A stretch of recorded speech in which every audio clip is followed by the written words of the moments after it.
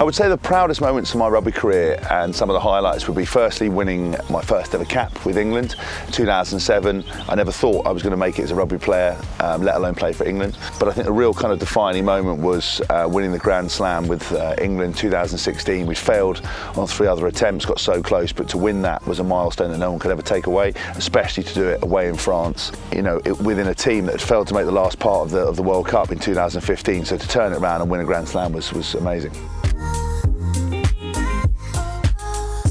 Do I still adhere to a strict training routine? Yes, I do. I think for me, routine's everything. It actually gives you balance in life. If you have some dedication, have some focus, you're able to enjoy life. And so looking after your diet and your nutrition is really important. And I think what we've learned from the last couple of years is health is wealth. And actually for my own kind of mental health and own kind of mood, making sure I train and take care of my body is essential.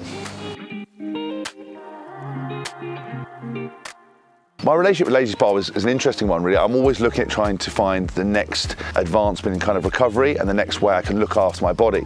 You know, so many people don't invest back in themselves, so I was looking at a way of finding something that I could do at home to help with recovery. We all know kind of exposure to heat and even putting salts into to a hot bath or to a hot tub can help with recovery. So I got a Lazy Spa a couple of years ago, set it up in the garden. I mean, I have to shoot my wife out of it every now and then, but I was kind of using it post-training after some particularly difficult days. And actually even in the summer, I was doing some cold treatment with it, not putting the pump on, filling it with cold water, putting ice in it and using it as an ice bath as well. So it kind of worked out really nicely. And then I got a bit more of an advancement and put an ice bath next to it and was doing contrast between the two. So it was perfect to try to help me get some of the tiredness out of my legs, reinvigorate myself after training and ultimately help me switch off.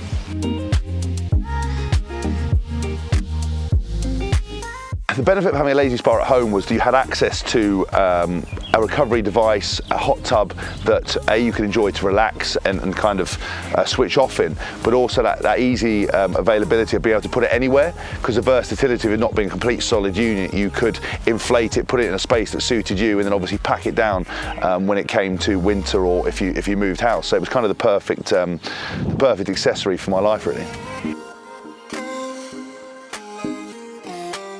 I retired in 2018, and actually there has been some big highlights since I've finished playing the game. Getting my first house music track played on Kiss and Radio 1 was a pretty special moment. One of my books becoming a Sunday Times, well, both of them becoming Sunday Times bestsellers was mega, and also the impending birth of my daughter is a pretty special moment. So I've got lots to be proud of. You know, when I played rugby, that's what defined me, but I've kind of closed the door on that chapter. Now I'm looking for the next things to kind of conquer.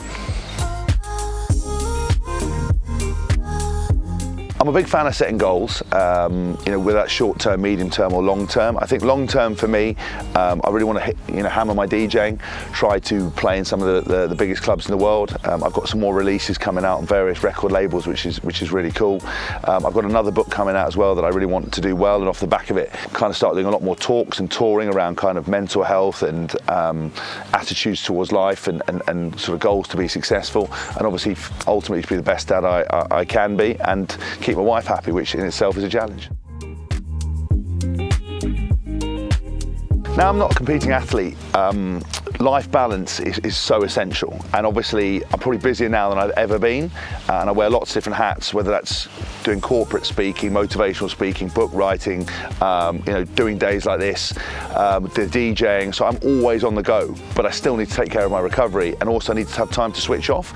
And I think with balance, you need to dedicate some downtime to yourself. So, you know, my wife and I end up, you know, having a couple of glasses of wine and sitting and enjoying ourselves in the spa and kind of relaxing, switching off. If I've done a training session, which I'm still doing, then ultimately I still want to relax. And then sometimes for me it's the perfect place to go and sit with a book, you know, no distractions, no phone, just you, outside nature, the sun shining, and it's the perfect recipe. And that's one of the beauties of it, and it works around you. You know, it stays warm, it's so easy to manage. You know, it's just the perfect place to switch off with.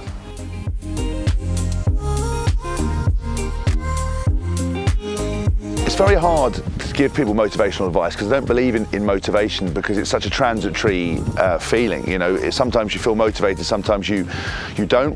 What you need to is kind of work on your kind of resilience and your mental fortitude, and you do that by putting good processes in, i.e., you know, how you go about executing things, whether you find competition in what you want to do. So if you want a job that someone else has, then, you know, how do they get there? How do they do it? Coming up with a plan to try to execute that. And I think ultimately trying to reflect on how you work every day and seeing what bits of your life you can manage and change. You know, whether that's if you're trying to get in shape, you know, do you need to understand about calories? Do you need to start going to the gym? Do you need to start, if you've never done any exercise, do you need to just start getting your 10,000 steps in a day? Finding out those processes, make them really manageable, and suddenly before you know it, you'll have that resilience, you'll have achieved your goal, and motivation will be something for other people.